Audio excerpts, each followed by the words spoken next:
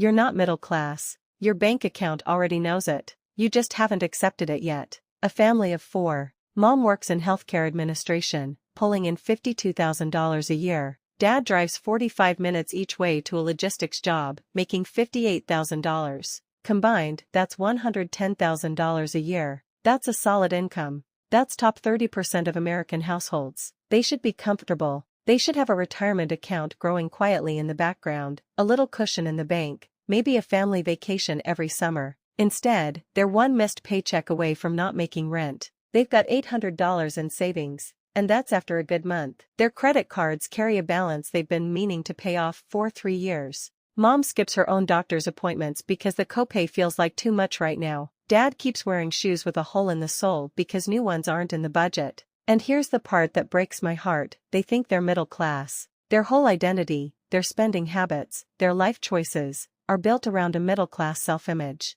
But their bank account is telling a completely different story. If you've ever felt like you're doing everything right but still can't get ahead, still can't save, still can't breathe, this video is going to make a lot of things click. My name is Liana, and I spend a lot of time studying the gap between what Americans think their financial life is and what it actually is. If you're someone who earns a decent income but still feels broke, hit that subscribe button, because this channel exists for you. Here's the story most of us grew up with. Work hard, get a stable job, maybe go to college, and you'll be middle class. And middle class means comfortable. It means security. It means your kids go to decent schools, you own a home, you retire someday without eating cat food. That story made sense once. The problem is it hasn't been updated in 50 years, and most Americans are still operating off of it. They're making financial decisions, lifestyle decisions, identity decisions based on a definition of middle class that is dangerously out of date. And the gap between the perception and the reality is quietly destroying millions of families.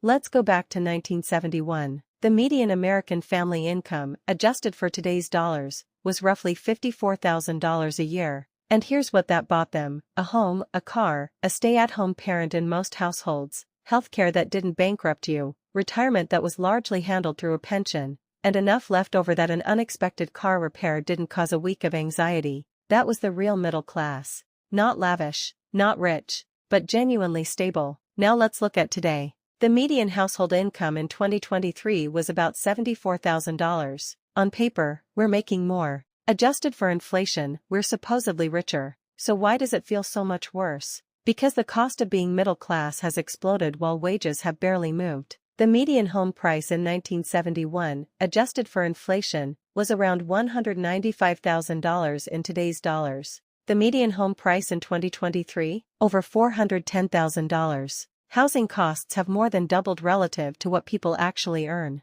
Healthcare: in 1970, the average American household spent about $1,500 per year on health-related costs in today's dollars. Now, the average family health insurance premium alone is over $22,000 a year, and that's before deductibles, co-pays, and anything that insurance decides not to cover. Childcare barely existed as a budget line item 50 years ago. Now it's a second mortgage. The average American family pays over $11,000 per year per child for daycare. In cities like New York, San Francisco, or Boston, you're looking at $25,000 to $35,000 per child annually. And college? Tuition at public universities has increased over 1,400% since 1980. Not adjusted for inflation, in real terms, above inflation. The cost has gone up 14 times. The price tag of what we call middle class has gone up dramatically. But the income threshold we use to identify as middle class hasn't kept pace. So millions of Americans are earning working-class wages while living,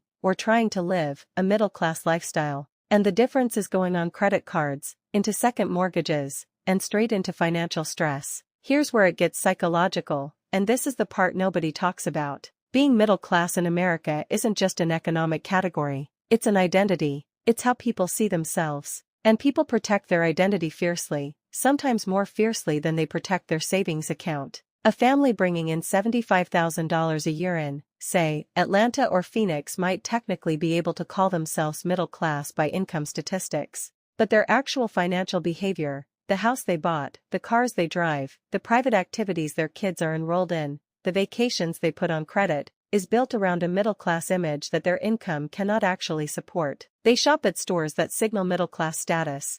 They live in neighborhoods that look middle-class. They post middle-class vacations on Instagram. And they do all of this while their savings account has $400 in it and their retirement account is a decade behind where it needs to be. This is the identity trap. And it's expensive. Not because people are vain or stupid, they're not. It's because we live in a culture that constantly signals to you what a normal life looks like, and that normal is priced for households that are significantly wealthier than yours. The new car commercial isn't aimed at the rich. It's aimed at you. The kitchen renovation show isn't aimed at millionaires. It's aimed at you. And the social pressure to keep up with your neighborhood, your coworkers, your social media feed, is relentless and invisible and absolutely devastating to your financial life. I want to be concrete here because numbers cut through the noise. Say your household income is $80,000.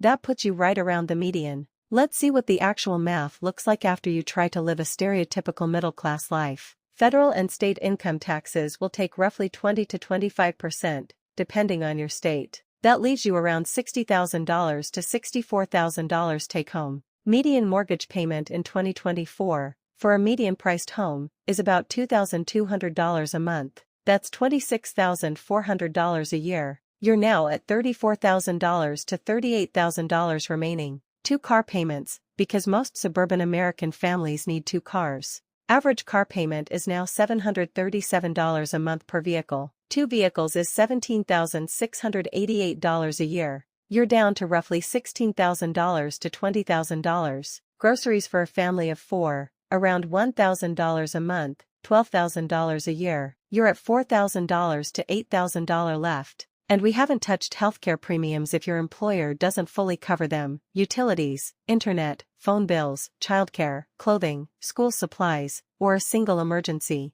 You can see the math. There is no margin. There is no savings. There is no retirement contribution. There is nothing left. And yet, this family calls themselves middle class. And they feel vaguely guilty that they can't seem to get ahead, like there's something wrong with them personally, when the reality is they're trying to live a $120,000 lifestyle on an $80,000 income. That is not a personal failure. That is a structural mismatch between what middle-class life costs and what middle-class wages actually deliver. Here's why this misidentification is so dangerous. You can't make good financial decisions from a false premise. If you believe you're middle class, you make middle-class decisions. You take on a middle-class mortgage. You buy middle-class cars. You feel entitled to middle-class vacations and middle-class dining and middle-class everything. But if your income is actually working class, if you are one emergency away from real crisis, if you have no savings buffer, if your retirement account is empty or non-existent, then you are not middle class. Not in any financially meaningful sense. The label is costing you. Because every dollar you spend maintaining the appearance of middle class is a dollar you aren't using to actually build the stability that the real middle class is supposed to represent.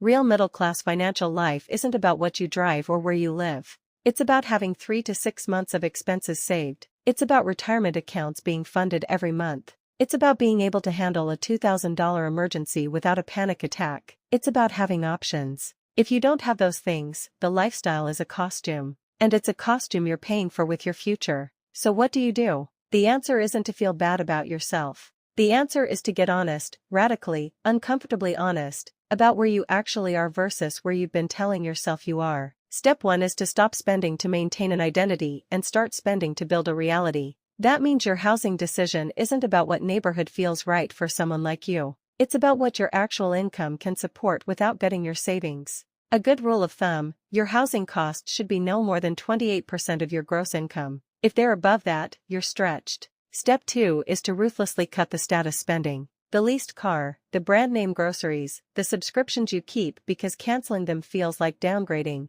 None of that is building your wealth. All of it is burning your margin. Step 3, and this is the most important, is to define what financial security actually looks like for you in numbers, not vibes. Not "I want to feel okay about money." 6 months of expenses in a high-yield savings account. 15% of your income going to retirement every month. No consumer debt. When you hit those numbers, you can start spending more on lifestyle. Until then, the lifestyle is the problem. The families who actually become middle class in a meaningful, lasting way aren't the ones who spend like they're already there. They're the ones who sacrifice the image in the short term to build the foundation underneath. Here's where I'll leave you. The middle class isn't a feeling. It isn't a neighborhood. It isn't a car or a kitchen or a vacation. It's a financial position defined by stability, savings, and options. Millions of Americans are working-class households living inside a middle-class illusion. And the illusion is expensive. It's keeping people broke, stressed, and one emergency away from collapse.